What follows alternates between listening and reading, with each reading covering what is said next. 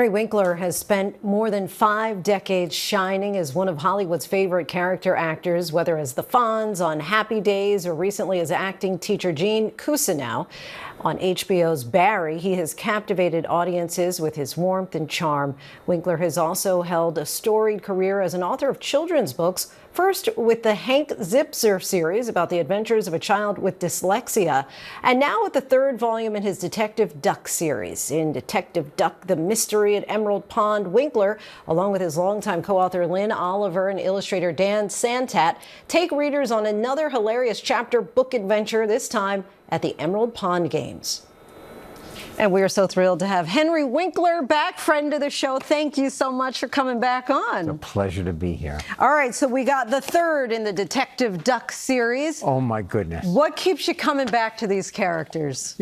Well, first of all, she is so much fun to write. During the pandemic, my partner, Lynn Oliver, called and said, hey, remember that book that Hank Zipzer pulled off the shelf from the library? It was called Detective Duck. Yes. It was just a title. Wouldn't that make a great character? In this book, we have friendship, we have friendly competition, we have jealousy, and we have neighbors, and we have the idea that it's okay for your friend to have another friend. There's room for everybody. And let's talk about, you mentioned Zipzer, the first character, yes. Zipzer. Hank, he is me. Yes, a child who has dyslexia early on. Right. And why was that so important? Because a lot of your big fans may not know that you have dyslexia. I am completely dyslexic. I was told I would never achieve. It was hard for me to read. And now I am the author. This is our 40th children's book. Amazing. I am amazed. It is amazing, and proof of what you can do despite. You can do anything. Yes. You have no idea what you can accomplish until you just put one foot in front of the other. True. Obviously, having dyslexia often is perceived as a challenge. Yes. Was there anything about it that helped you as far as whether it was at acting? You know what? That's a great question. It was always, it made me feel less than. I never knew what I had. I was only called stupid. When I found out, when my first son, my stepson, Jed, in the 3rd grade, we had him tested. And when they told us about him, I went, oh my goodness, that's me. And I found out I wasn't stupid, I wasn't lazy, I literally had something with a name. Not until you were an adult. Not until I was in my 30s. So the first thing that happened was I was angry. I mean, all the yelling, all the punishment, all the demeaning language was for naught. I had something that was like given to me by the people who are yelling at me. The second thing that happened was I went, okay, I'm dyslexic. Okay, I have to deal with it. And the third thing was, I'm not sure I would be sitting in this chair chatting with you about all of these wonderful things that have happened in my life if I didn't have the fight.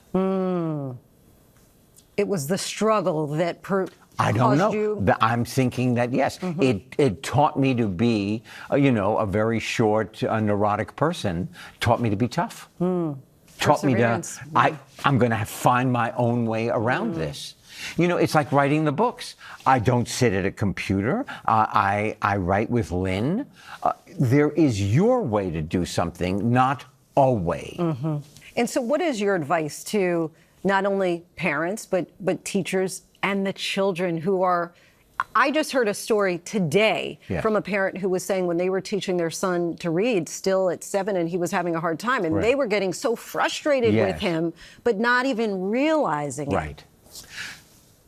The most important thing is to see the child in front of you. As a parent, a brother, sister, aunt, uncle, teacher, to see who is in front of you. They are not having a hard time because they want to make trouble. They are not acting out because they want to make trouble. It is the wiring that is hereditary. So if you see a problem, even if you cannot solve the problem, even if you don't know what to do, what you know how to do is to make that child feel okay about being who they are. I think that is the basis of living. Making sure a child has a sense of self. Funny little story that you reminded me of. You said you just read your first novel at 31. Yes. You did an interview where you said you didn't learn how to really act until you were 72. That is true. What took you so long? I'm a slow learner. Do you know what? My self-image was so down around my ankles for so long. I had a dream at 27. That's when I got the Fonz. And I changed my voice, and it unleashed my imagination.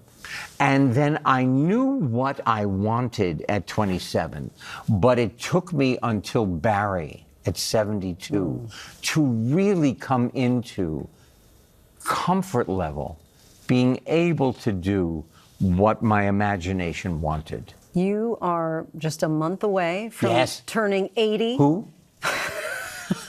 A month away from turning 80 Me? years old. I have to check my license. That's right. That's right. You 80. What keeps you so Where's my young? walker? You know what? I don't know. I don't know. I'm just thankful that I have the energy to continue to do what I'm doing.